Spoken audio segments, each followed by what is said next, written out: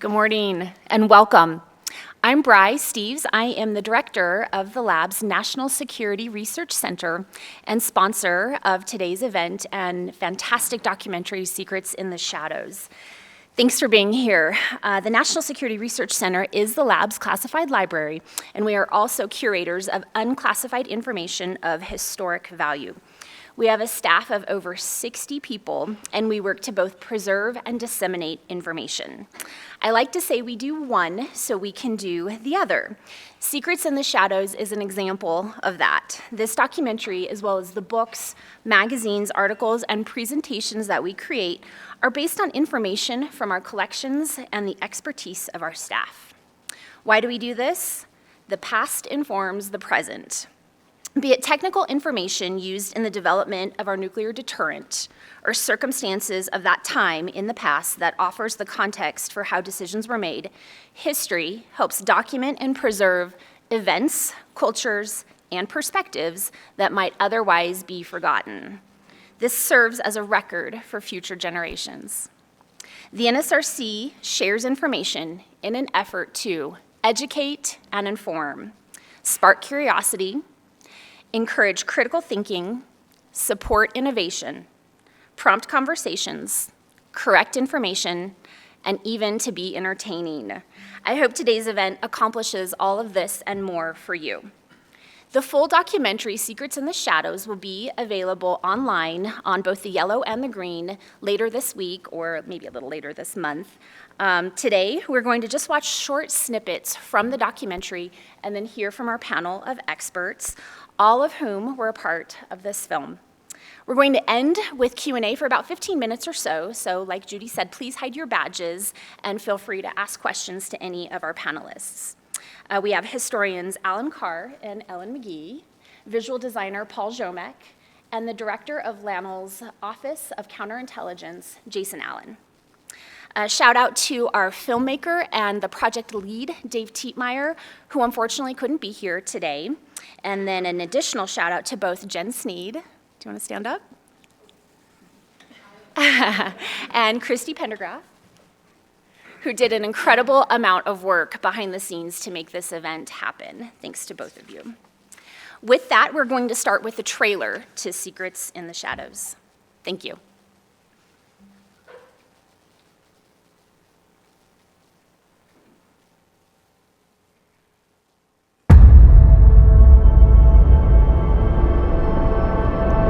The United States, after using atomic bombs to help end World War II, maintained a nuclear monopoly.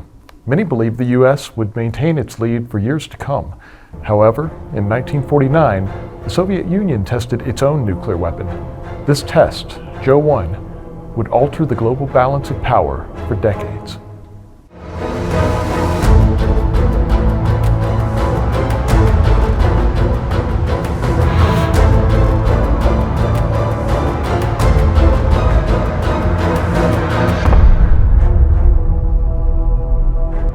During the Manhattan Project, 4 Los Alamos insiders stole classified weapons information and shared it with the Soviet Union. This treacherous act altered the course of history and demonstrated that even America's most sensitive secrets were not safe from Stalin.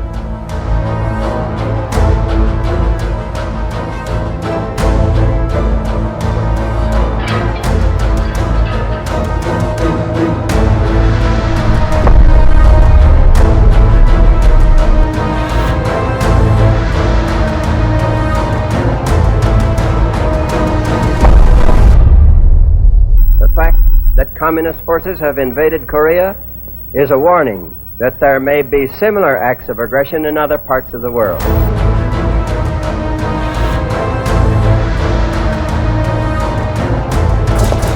Его окрестили Джо-4. Join us as we uncover a real story of espionage, a story of real people and real consequences. Welcome to Secrets in the Shadows, the Project Y Spies.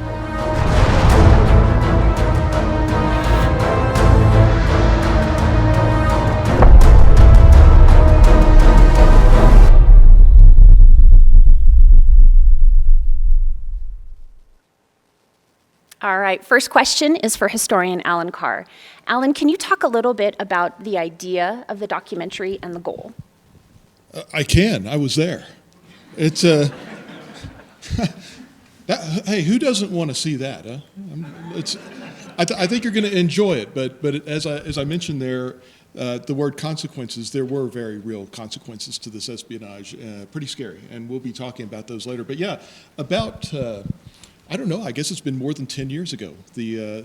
One of the senior leaders of what was then, I guess, the DSO program, the Division Security officers, approached me and he said, well, we're trying to develop, a different way of approaching training and getting people engaged and understanding why what we're trying to do as Division Security officers is significant.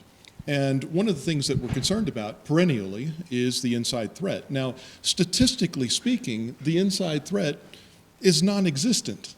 But as you'll see in the documentary, even just a couple of people can change history in a very deadly way. And again, we'll get to that a little bit later. And so he thought, well, everybody does like a good spy story, right? And everybody likes the Manhattan Project. What if we put together a lecture on the Project Y Spies? And that's how this started years and years ago. And it's evolved. It evolved as a lecture over time. Unfortunately, we had to add a spy a few years ago. It's already a long talk, so I hope we don't add any more for that and other reasons as well. But Dave Tietmeyer, who's in Michigan today, our filmmaker, he thought that it would be great to turn the boring lecture into an exciting documentary and go next level. And that's kind of how this all came together. And it's a NSRC production. We're going to have others this year. We've got other ones that we've gotten in the past, if you've not seen those. But I'm very excited about this, and it was fun getting to work with everyone to put this together. Thanks, Alan. That's the perfect segue to our next clip, and then we'll hear from Jason and Ellen. If you were in the military, you could not choose to come to Los Alamos. So Los Alamos was specifically looking for machinists. They were looking for people who had experience with ordnance, high explosives. They were looking for electrical engineers. Those were the ones that were basically processed through Oak Ridge and sent to Los Alamos. I've been reading a lot of memoir accounts of people remembering what life was like. They weren't very happy initially because they were not allowed to leave. They couldn't leave Los Alamos. They could go perhaps as far as Santa Fe, but there was a real tight control over people getting out. And so that did cause some tension in the workforce and with the families. It's interesting because once people were allowed to go home or talk to their family and tell them in person what they were doing, that opened up a vulnerability. Dr. Addison, Frank Addison. Get your clearance in the office.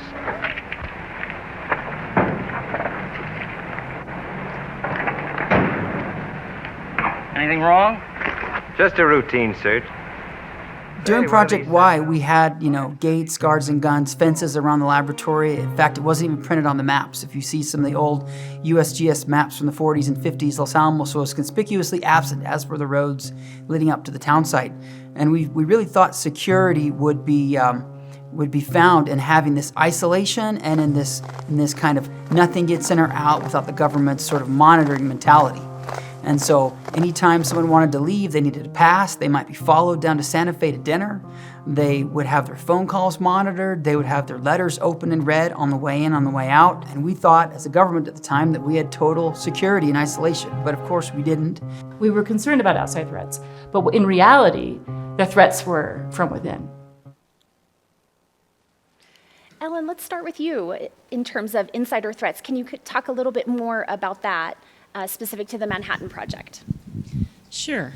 One of the challenges of being a historian, and I actually have been at the lab for a long, long time, is you have to be open to sort of changing the narrative that's in your head, right? And so for years, we had sort of a way of thinking about the Manhattan Project.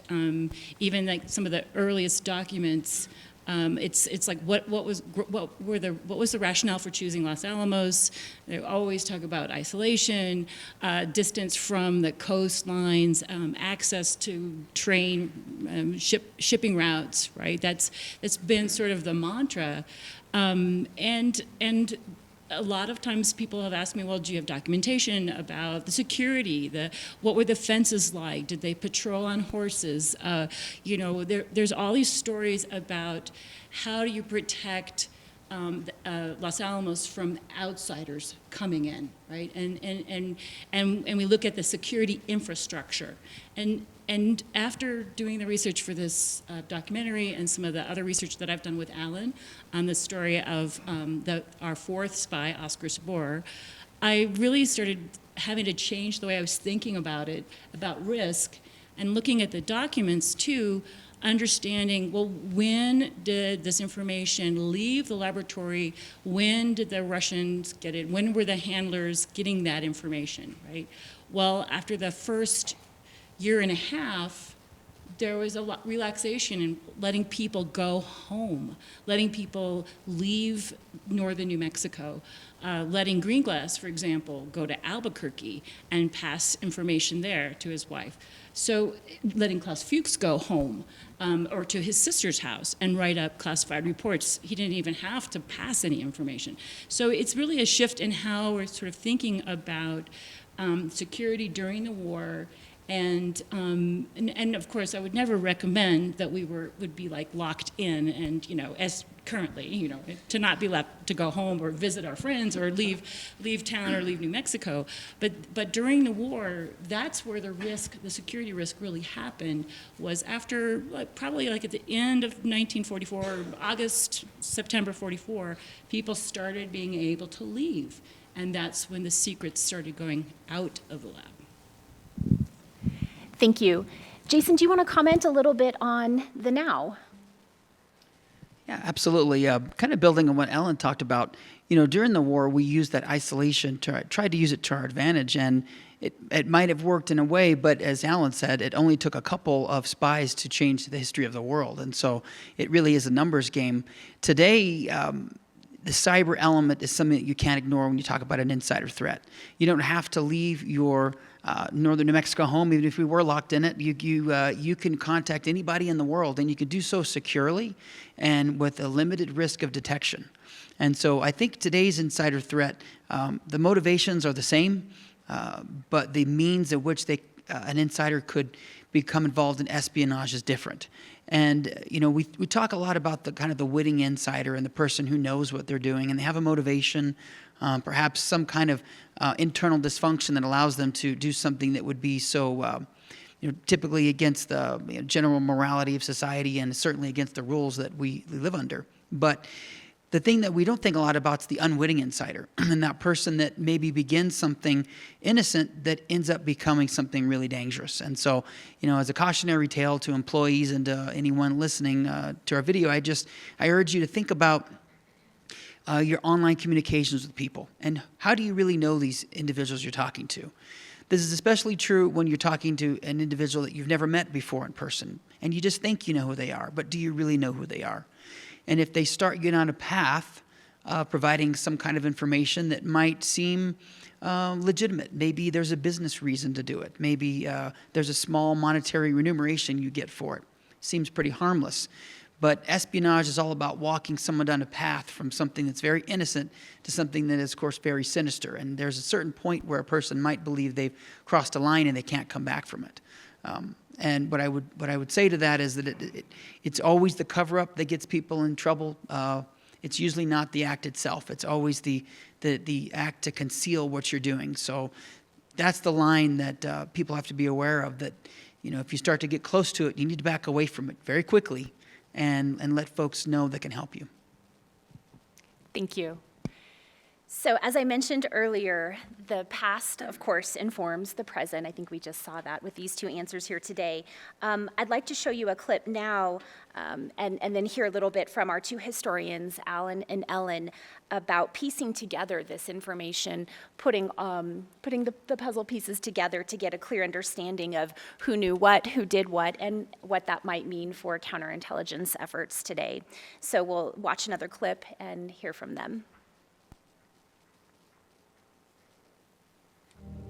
Once we learned that Oscar Seborer was potentially a spy at Los Alamos, as a historian, my task was to look at our records, to go into the vault, go into the archives, and see what we could find on Oscar Seborer, and really focus on, if he was indeed a spy, what could he have contributed to the story?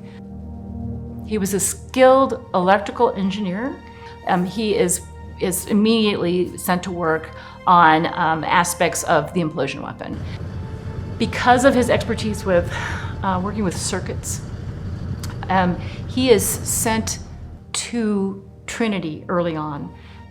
And he was so supportive of the work at the Trinity site for the 100-ton test. Once he came back to his parent group, there were memos going back and forth. We want this guy, we don't want this guy. We really, really want Oscar Seborer to help us with the Trinity test. In fact, the Trinity test director, Kenneth Bainbridge, specifically asked for Seborer because he was extremely valuable. Extremely valuable, those were Bainbridge's words. We were very excited to find a floor plan of the main control center for the Trinity test, the South 10,000 bunker. This is where Oppenheimer was during the test. This is where Kistiakowsky was during the test. This is where the important people were, and it was the main controlled center. So in early July, a preliminary space assignment memo is generated, and it lists the people who are going to be in that main control area. He was on the space assignment graphic. So with further research, I found a document that indicates he probably wasn't in the main control building, but we're probably sure that he was at base camp and did see the Trinity test.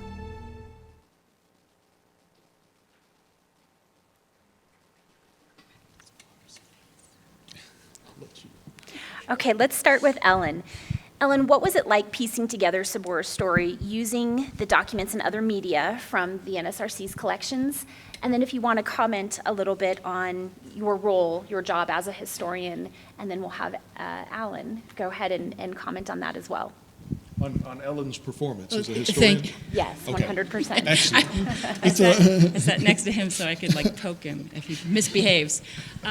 So just a point of historical clarification, because as historians we are nitpickers. You might have noticed that in the trailer, which was an older version, there is a photograph of Oscar Seborer, who looks very different from the Oscar Seborer in that clip that you saw. Well, just to clarify, the one in that trailer is his brother.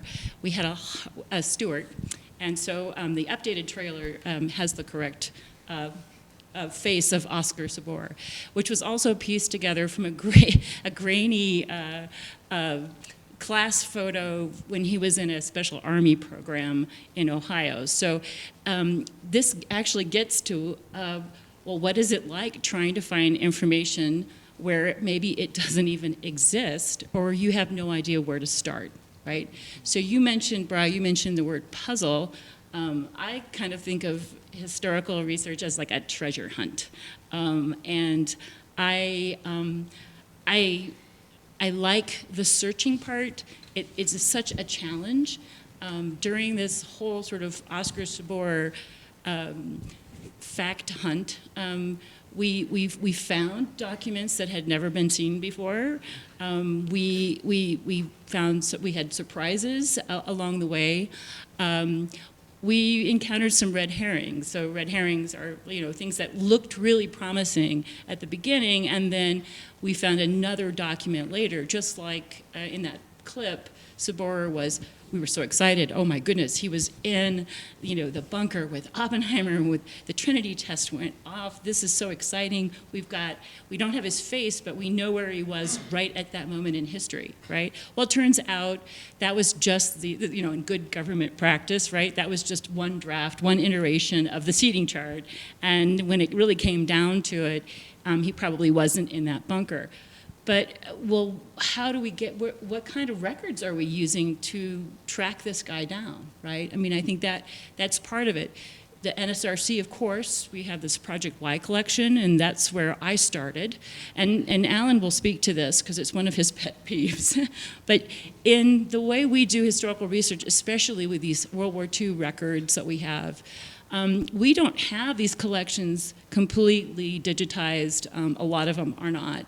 You can't just search on keywords. You can't sit at your computer and do that. You have to go into the archives area, it's great because in this clip you can see I'm working in there. That's where the records are stored. You have to sit at a table. You have to flip through. It was not staged. That was actual work going on. Actual work going on. You have to flip through all of these pieces of paper, and it's onion skin, which is this really thin, paper, and you have to just scan and lists and lists and lists of names, and that's basically what I did at the very beginning. It was a slog. Right? I was looking for any document that might have his name on it. But we also knew that a lot of the military records were missing because when the AEC came to town, the military records from Project Y went with the military, and Los Alamos got to keep the scientific records. But fortunately, we do have lists of some of the Special Engineer Detachment personnel, and that's what Oscar was doing here, right? So we started basically starting a timeline. So the main questions were, well, who was this guy, right? What did he do when he was here? What were the groups? Where was he working? If he was a spy, what could he have known, right? What was he allowed to see, right? And what kind of guy was he in terms of, did he have any kind of education? Would he be able to look at something complicated and then pass that information along, right? So all of these it wasn't just a timeline of, okay, he started at this date and he was discharged from the military on this date. It was tracking his knowledge through a timeline, right? So that was really part of the treasure hunt.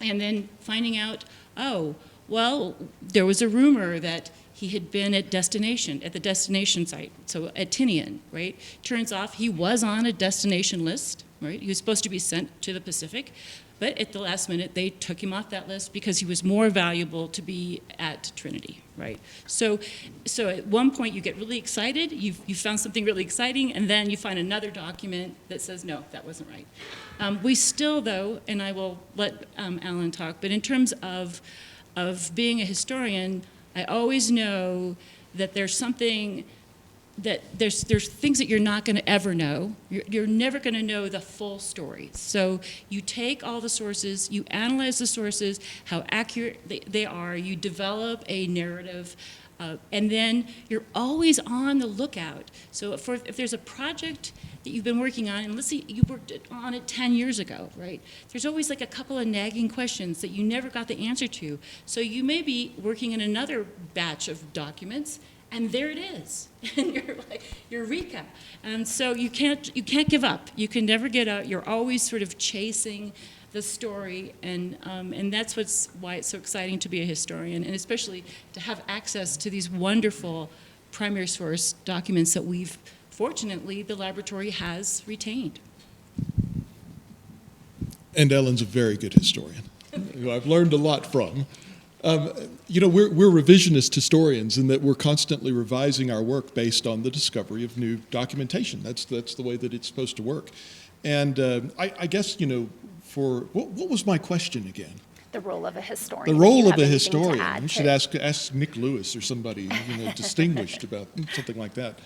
I guess I'll put it this way. We all know that skepticism is a major part of the scientific method, right? Skepticism is a major part of historical methods as well. But a lot of people don't realize there is actual historical methodology.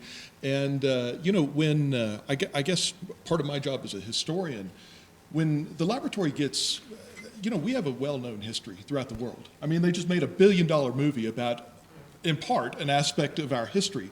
So we get lots of questions, and there's lots of interest about this institution. This is a very special place.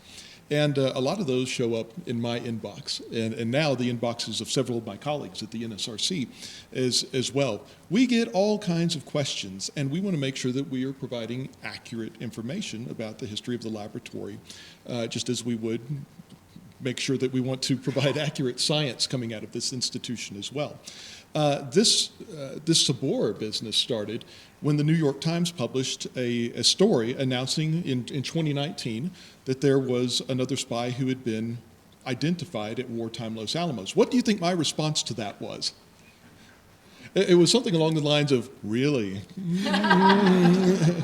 Really, and of course I was skeptical of this because there had been accusations of spies at the laboratory of people who were not spies in the past. One of them you may know was Robert Oppenheimer. Oppenheimer was accused, his accuser said that more likely than not, he was an agent of the Soviet Union. This was a crime punishable with the electric chair. And a couple of people at least found their way into the electric chair as an aspect of this story. Phil Morrison, I believe, was falsely accused of being a spy as well. And so I started looking into this. I had my pencil there, read through the article that the New York Times article was based on. And of course, I was making all these little snarky comments in the margin. It's like, well, he doesn't know that, things like that. But as I went in and I looked at the documentation and how that original article had been put together, by the time I was done with it, I thought,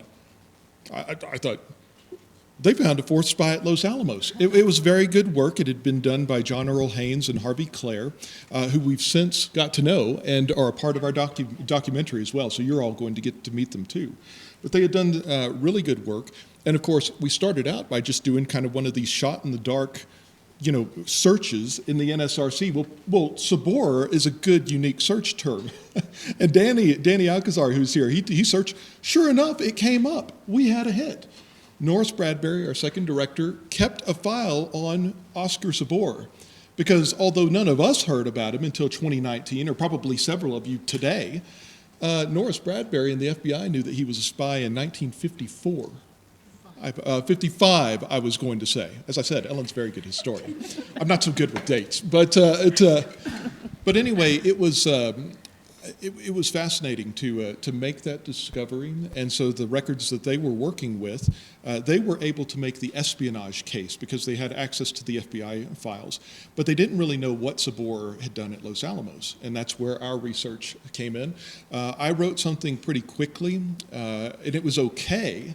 But I don't think that it had really the level of depth that was necessary. And that's when I turned to Ellen and said, hey, Ellen, how would you like to do the hard work on this? And we can put your name first on our article, which hopefully will be forthcoming at some point in this lifetime, because it's almost finished. But Ellen, as she talked about, you really have to dig into the documentation and put together little pieces, little puzzle pieces to create an accurate impression of these events that happened long ago. As I guess one of my favorite sayings is, the search begins when the database doesn't help you. And I should say, and then I'll shut up, that, do visit us at the NSRC because we have millions and millions of records that may be very relevant to what you're working on technically. We did a lot of things scientifically in the past that we can't replicate now because of changes in everything's changed, But anyway, I mean, you really do, 90% of what we have is not digitized. So when you hit search and you think, oh, well, I guess we don't have anything on that, again, that's when the search begins. And fortunately, we have an awesome staff of people who can help. But like you saw Ellen, there is no substitute for just getting in there and digging amongst the weeds. And you will turn up some really, really cool stuff every now and then. Thank you, Alan and Ellen. So in this same vein of research and interpretation, we're going to watch 2 clips and then hear from Paul Ziomek, our incredibly talented visual designer. Venona was probably the most successful American counterintelligence operation, certainly of the Cold War and perhaps of the 20th century. It was a remarkable achievement by American cryptographers. It originally was started as an attack on Soviet diplomatic cables. And we had an enormous trove of material to search through. According to wartime censorship rules, all international cables going out into and out of the United States had to be turned over to the government. And the Soviet Union communicated between, obviously, Moscow and its embassies and consulates in the United States using cables, Western Union. And there were hundreds of thousands of Western Union cables that American intelligence had collected. Now, the Soviets were confident that these cables could not be read because they were both encoded and encrypted. And the Soviets used something called a one-time pad. One-time pad was simply a packet of sheets, very thin sheets, which had maybe 40 or 50 random numbers on it. What makes it unbreakable is that once that one page is used up, it's torn up, burned, gotten rid of, never used again, which is why they call it a one-time pad. They interviewed Gold, and he broke almost immediately. Harry Gold is seen here in Philadelphia just after he'd been granted postponement of extradition to New York for trial. He's accused of passing atomic secrets to Russia, having, it's alleged, acted as a go-between for Dr. Fuchs, the scientist convicted as a traitor in Britain. Gold is reported as saying, "I meant no harm to America." And that led to Greenglass. Again, Greenglass is in Venona, but probably would have been difficult to identify him fully from that. Normally, a courier never deals with anything more than one person at a time. Zarubin, Gold's KGB superior, sends, "We want you to go back out and get information from Fuchs about, what they've learned since the bomb has been dropped. And as long as you're going," we've got another spy who's working at Los Alamos who's going to be visiting his wife in Albuquerque at that time. Why don't you stop by in Albuquerque and pick that information up? And Gold is an experienced courier. He says, bad idea.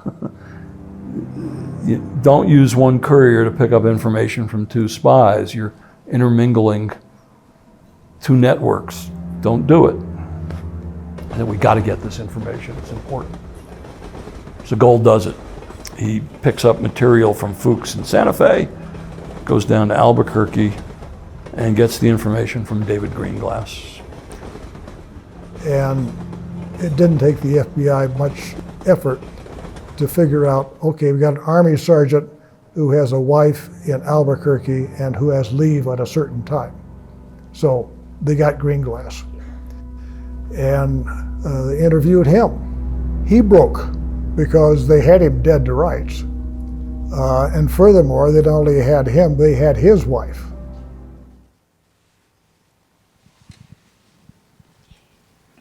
Okay, Paul, two-part question. Can you first tell us about the process of creating these graphics for the documentary? And then second part, how do you visually represent history when there are these visual gaps in the collections? Sure. The filmmaker, David Tietmeyer, had identified in the process of putting this together and hearing the story being told from all the historians and the experts that there were some gaps, visual gaps. Since this is a documentary film, we had a lot of great visuals from the NSRC, of course, the interviews themselves, and historical footage, a lot of newsreels and things that you could only find in our archives, like badge photos and such. But then, of course, due to the nature of spy work, a lot of key scenes and events were done in secret. Of course, there was no photographic evidence of that. And so to keep the sort of visual cadence of the film, we decided to do some historical sort of simulations, recreations in illustrative form. And so what we would do is find out what things needed to be explained, and we would, of course, I would reference the existing portraits of all the key players, the locations, the specific objects. So it's kind of like a movie in illustration form. You know, you had to get your cast, your set, and your props in order to create these scenes to give context to the story being told from our experts, sort of keep that through. So, of course, we decided upon illustration so that I could have a consistent presentation. Of course, we could have just, you know, got some Google images, stock photography, maybe even some AI-generated images of certain things, but consistency, and we didn't want it to take attention away from the story. You know, just like any good film, you need to stay in the mood, you need to stay with the cadence of the film. So yeah, those things came together in that way. And so, for instance, the one-time pads and how that was a key, and it's a key point in the movie, or you could say it's one of the climaxes, one of the turning points in the documentary, is how does it function? Of course, we had pictures of what they looked like. We had pictures of the people who used them. We had Western Union cables. I did some research on how Western Union cables actually worked. They were actually, you know, you could go to a Western Union counter, write something, a message in handwriting, and then that was then sort of translated into this code that was then sent internationally. And so that was foreign to me, and I think a lot of our audience may not be familiar with how that worked. So it was very important to research and reference all that. And lastly, for the research portion, you know, of course, having access to the rough cut, to Ellen, Alan, Jason's, and Harvey and John, hearing their stories and imagining that as the artist. I use a digital medium. I digitally illustrated it. And I also got to immerse myself in a lot of great primary research, including, you know, just going to Santa Fe. A lot of this stuff happened. Like, there were meetings at the Delgado Street Bridge between handlers and spies, and you can take that tour with the New Mexico Museum. It's called like Assassins, Spies, and Espionage, and we went ahead and took that. I got a chance to meet John Haynes in person, and so all that immersive research helped me come up with something that helps illustrate the story. Can I add on to that, Brye? Just yes. Really quickly, you know, going back to the story about historians and how we operate, what we want to do is when we identify a story that's worth remembering, you know, we want to try and make it useful and engaging and even entertaining. You mentioned entertaining a while ago. We want to try and make those emotional connections. So, for instance, when you're thinking about something that's security related, security becomes personal to you. If we're talking about something safety related, those stories make safety a part of your, you know, help inform your personal values and are part of our laboratory culture, things like that. As Ellen mentioned, most history is not recorded. And so in order to engage people today, we're in a lot of competition with some very entertaining products out there. And so, you know, you can use photos and footage, place. You know, Ellen spent a lot of her career interpreting place at the laboratory. These are great ways to do it, but there's still gaps. And that's why I'm grateful to Paul and the work that he and Gabby and others have done to help us fill in those gaps and to make you really, hopefully, make you feel very much like you're seeing the story unfold as it did way back then. We're not recreating history. We can't do that, but we do want to recreate a good impression of what happened in the past. And I think that what Paul did for us is just foundational for this documentary in that regard. Yeah, I would just add that, just what Alan said about putting the puzzle pieces together, that's what we're just trying to do visually. We're just trying to complement that. Thank you both. Paul, a follow-up question for you. Did you create a poster based on this? And if so, where can I get it? Incidentally, funny you should ask, on the lobby, please feel free to take a poster. It is the poster, the informational poster about this documentary. And of course, we have the historians and the experts here that can sign it for you. And there's little bags that you can roll them up and protect them. Thanks. Okay, let's take a look at 2 more short clips and then talk with Jason, Ellen, and Alan about the why, and again, how the past informs the present. During Project Y, no one could leave, and one wonders about the psychological implications of remaining, living and working in a closed environment with people you may or may not have gotten along with, and how those conflicts were resolved. With David, he had requested leave fairly early on into his stay at Los Alamos, but he was denied that leave, and he was damned angry about it. And he also made a veiled threat after that, that if they think I'm not going to do anything about it, they're wrong.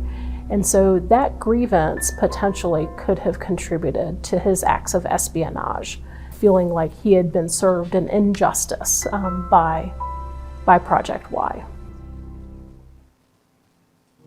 We understand a little bit now about the ideology of some of the spies from Project Y.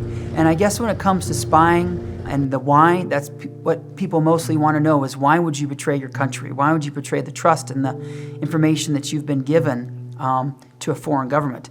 And the truth of it is that when it comes to motivations, there really is nothing new under the sun. It comes down to ideology, ego, money, blackmail, and overwhelming life crisis, or something going on in someone's life that they feel there's no way out. Sometimes it really is about a disagreement with an employer, or the direction of an organization, or the mission of an organization. Espionage has changed much over the years, and much of it happens in the virtual world today. It's cyber-based, it's email-based, it's based on social networking platforms and other online mediums. But the motivations ultimately are the same.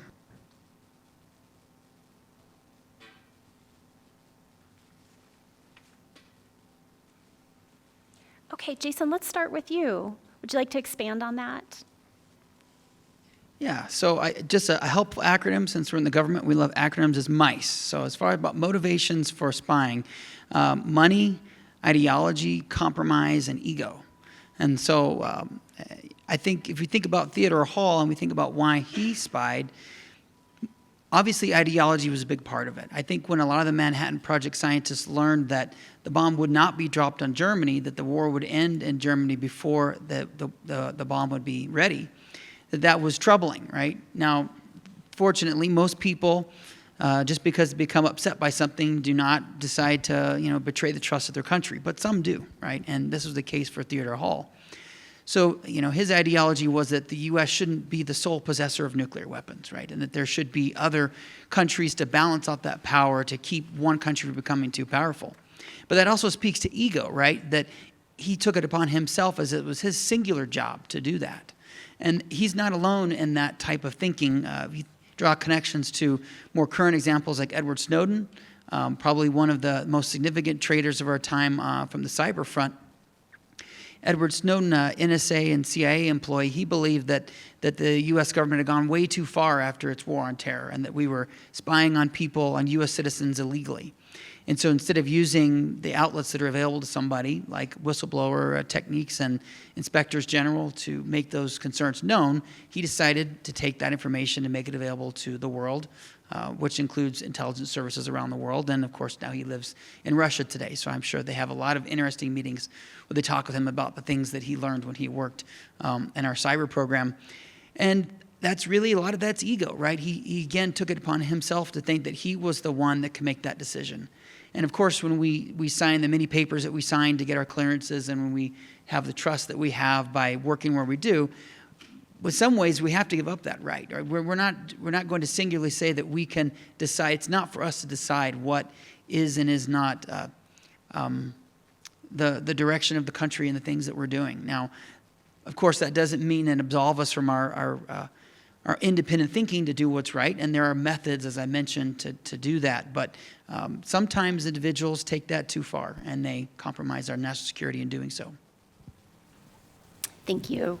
In the same vein as impact, Alan and Ellen, if you could, we'll start with you, Ellen, look back a little bit and tell us, the big lessons learned and how this helps Jason and his team inform the work that they do today. I'm glad you asked her first. Yes, Ellen, tell us. The big lessons learned.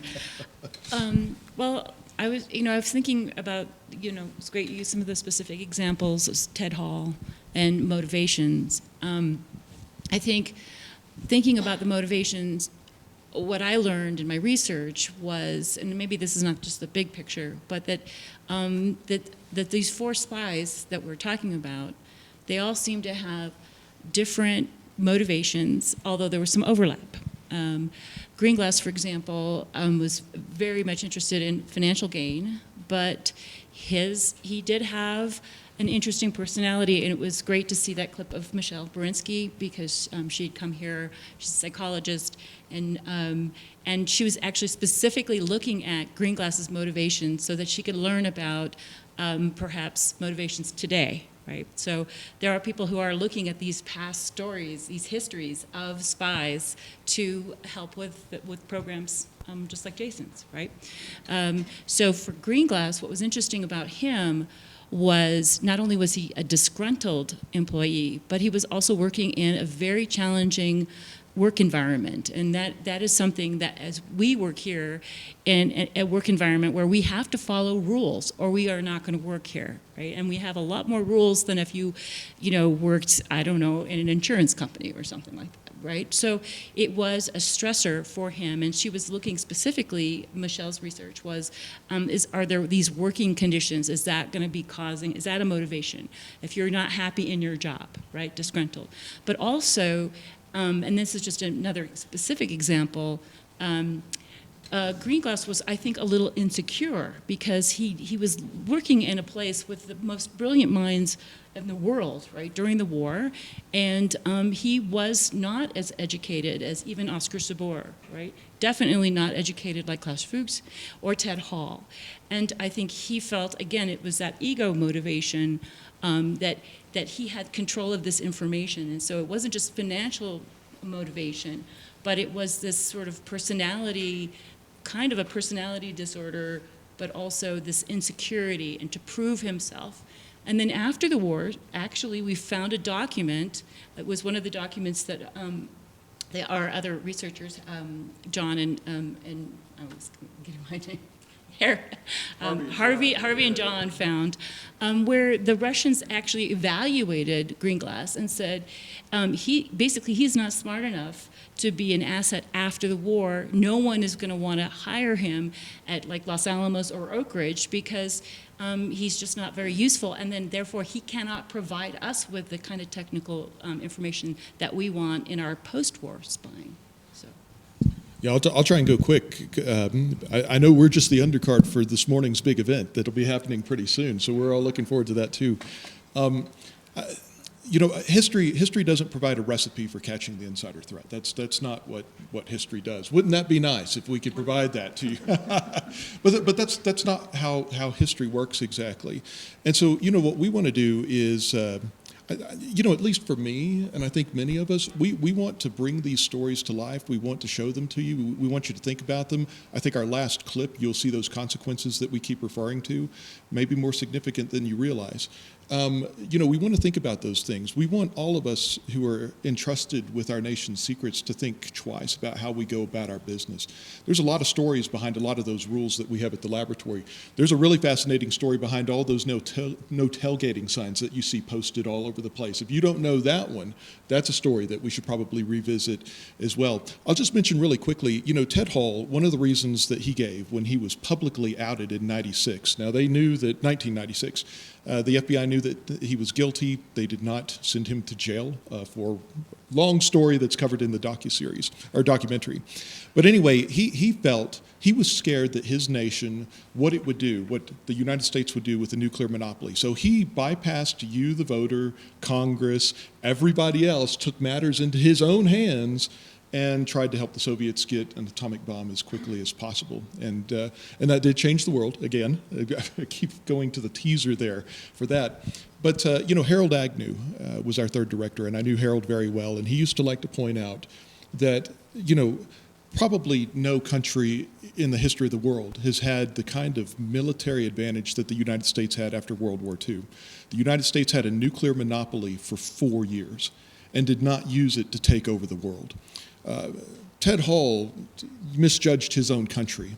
He apparently got caught up in his ego in, in the moment of the times and made a horrendous misjudgment. And so, we don't want to get caught up in our own egos or get caught up in the moment of whatever the situation may be. We do have a responsibility, and I hope that this documentary will help, just all of us, inspire us to live up to the responsibility that we all have. Thank you. We have just a few minutes for your questions. If you do have a question for one of our panelists, please raise your hand. The microphone will come to you, and please do ensure that your badge is covered.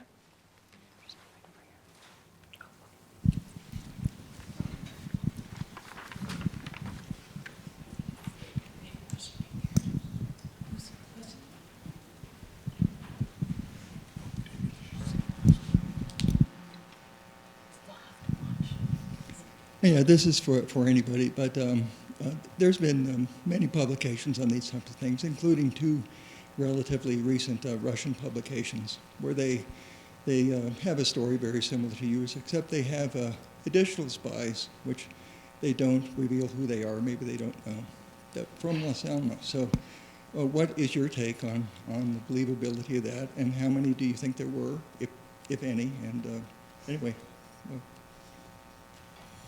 Take that one. Yep. All right. I will do my best. So there weren't just 4 spies at Los Alamos. There were actually spies at Oak Ridge as well, and other places within. Specifically asking about Los Alamos. Right. So what I'm saying is that we have these Russian documents that show like the list of the handlers and all the people that they were basically they're small little nodes of spies, right? So there were spies identified at Los Alamos, spies identified at Oak Ridge, and in other parts of what we would consider today's military-industrial complex, right? There were some red herrings, like I said. When you do research, you'll see that there's like a narrative that there was a spy. His name was Perseus, right? This mysterious Perseus spy. Well, looking at some of the notebooks, it looks like it was actually a misspelling or mistranslation of a spy. His name was Persia, or something like that. Persian was actually at Oak Ridge. So are there more spies at Los Alamos? Were there more spies at Los Alamos that we haven't discovered? Hopefully not. I will pass. But the fact that we didn't really know about what Oscar Seborer was doing, and we still don't really know how he transmitted information or what kind of information that he transmitted to the Soviet Union. Not in the same way that we know about the other spies. So could there be potentially other spies? There were people who had, and we didn't mention the sort of the communist ideology. There were a lot of sympathizers at the time, anti-fascist sympathizers. There was the Spanish Civil War. I mean, Fuchs donated money to different support groups, so did Oppenheimer. I mean, this was very prevalent in the culture of the day. So were there other people who were at least sympathizers, communist sympathizers working at the lab who may or may not have given information during the war or maybe even after the war, right? If the information's in your head, you don't need to pass a document. Yeah, I'll add to that. The most recent scholarship that I know of on Perseus, and this is from John and Harvey, indicates that Perseus was a disinformation campaign that came out of the Soviet Union as it dissolved. So Ted Hall, as I mentioned, had not been discovered publicly until 1996. And so Perseus, we think, was invented by the Soviets to protect Ted Hall. They came up with attributes, assigned them to Perseus that did not match up with Ted Hall in any way. So it was one of these red herrings that Ellen mentioned. Also, after the end of the Cold War, some of the KGB agents came forward. They were not really allowed to accept any credit in the Soviet Union because the Soviet government did not want to credit the success of their weapons program to espionage. They wanted to give the scientists credit, and the scientists deserved a tremendous amount of credit, of course, for that. But when they came forward, maybe some of their ego was involved in this too. I believe Felixov suggested that Oppenheimer was a spy. That's where one of those myths comes from. Oppenheimer was not a spy. He did, I believe, was a member of the Communist Party, an actual member for a short period of time. But he wasn't a spy. But there is a lot of disinformation out there. I would say that especially when you're looking at sources coming out of the former Soviet Union, former KGB officers, be extremely skeptical when you're looking at that as well. Okay, yeah, but you don't have the complete story either, though, right? Because you don't have the information inside of Russia, for instance. Right. Vladimir has not returned my calls. It's, Okay, but I'm merely pointing it out. So you do not have the complete story. But anyway, right. the extra spies, they did have names, but none of them were Perseus. And so they listed them in there, but with no context for who they actually were. Right. And yeah, so I hope that there are no more out there. We don't have the complete story, and I don't think that we ever will. A lot of it's not been recorded. And again, these things tend to trickle out over decades, surprisingly. But I've seen no evidence. I've heard the charge that Daryl Froman, people have accused, he was one of our former very senior people in the director's office. He was here during the Manhattan Project. I've seen no actual evidence that Daryl Froman was in any way associated with espionage. I know where that accusation comes from. My answer to that has always been, show me the evidence. I'd love to evaluate it. No one has ever come forth with any compelling piece of actual documentation. So, always open. Thank you. Next question. Okay, so my question is for Paul. So I was wondering if you could walk us through your creative process of creating the illustrations, both for the documentary and for the poster. And if you could kind of tell us, how you made some of your creative choices by using like different textures, colors, and any other visual elements to really tell that story. Wow, excellent. Thank you for the art question. I appreciate that. So I do illustration for the NSRC, and of course part of the mission of the NSRC is to, bring history to life and illuminate it. That's the whole point of illustration, is to sort of hook people into the stories and help with that narrative. And so I do a hand-drawn style, but it's digital. So I work on something it's like an iPad. Essentially, it's connected to my computer, my laptop, where I utilize graphics programs like Photoshop and Illustrator to draw these things out. Of course, I sketch things very roughly, and we sort of do a rough cut of like storyboards of the different scenes. And then working with David, we found out what we wanted to move just a little bit. And so the big difference between the poster that you saw out in the lobby there and what you saw, what you will see in the full documentary, is going to be a little bit of movement, a little bit of parallax movement, sort of seamlessly blends into the documentary that has a lot of other moving elements in it. And of course, it's stylized to be cohesive. If we were to just pick random images and slap them up there, it wouldn't sort of break the fourth wall, if you will, if there wasn't a consistency to everything.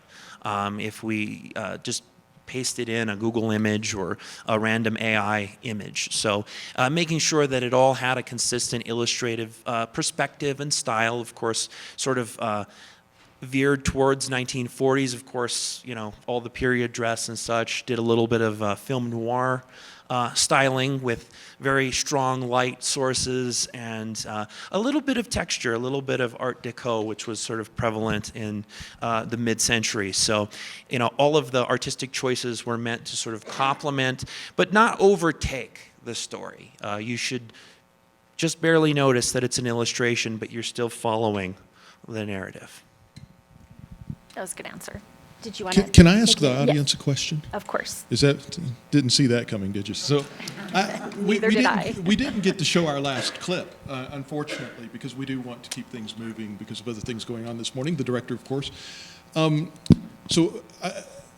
Does anybody have a connection to the Korean War? My panelists know what I'm getting at here, of course.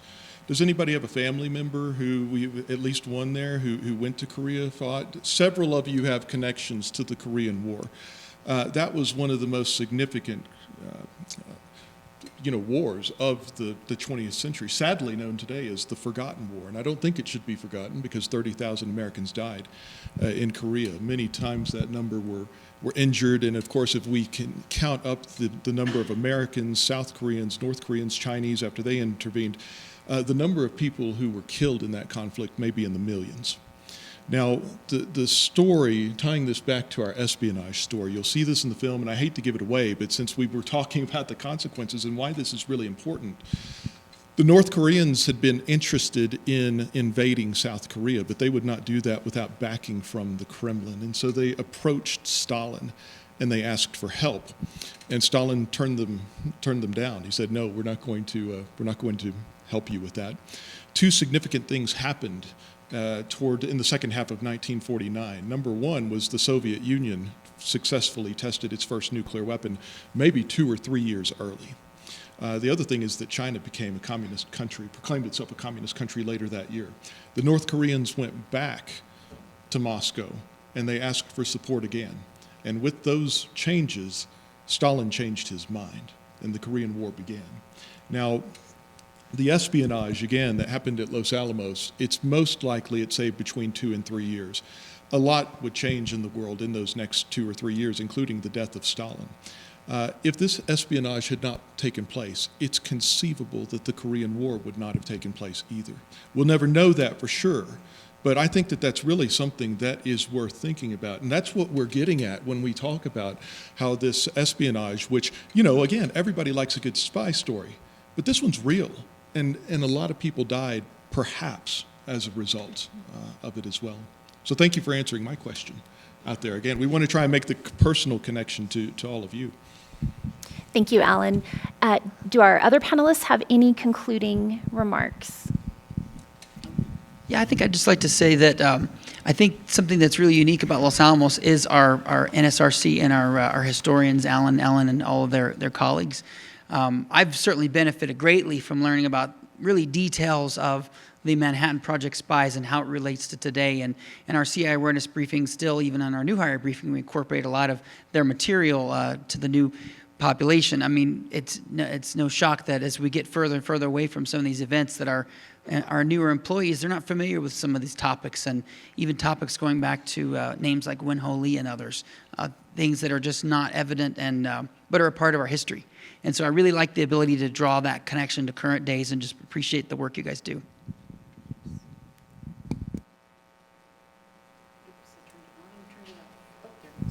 And I'll make this brief, but one of the things that I learned from doing the research was in response, really, to some of those New York Times articles. It was Oscar Seborer, oh my goodness, the fourth spy, and according to some of the records that had initially been found, he gave away the secret of the bomb. So he was so important that one person, of course, if you're in this room, you can all laugh because there's no one secret there's no secret formula for the bomb, right? But when I looked at everybody's sort of role in this, in the war, what did happen wasn't one secret. It was pieces of information, and we talk about this in the documentary, where Oscar Seborer may have known some information about the firing unit or circuitry. Greenglass provided some information about some of the high explosive lenses. Klaus Fuchs had this big overall, he knew everything about the implosion weapon. Ted Hall knew other information. So it wasn't just one person giving away one secret. It was the fact that the Soviets could get this information and from Los Alamos and from Oak Ridge and information about gaseous diffusion and everything from all these different places to put it together to get that 2 to 3 year advantage, right? So when as a historian thinking to the past to learn about today, right? Little pieces of information, and this probably goes to cybersecurity big time, right? Little pieces of information that might be inconsequential, if someone is collecting them, it can give them the secret, right? It doesn't just have to be one person sharing that information. It's coming from a lot of people. So the adversaries are putting that all together. And so that was sort of the sobering thing that I learned from working on this project. We learned a lot from you too, Jessica. Okay, thank you. Thank you for joining us. If you do have questions,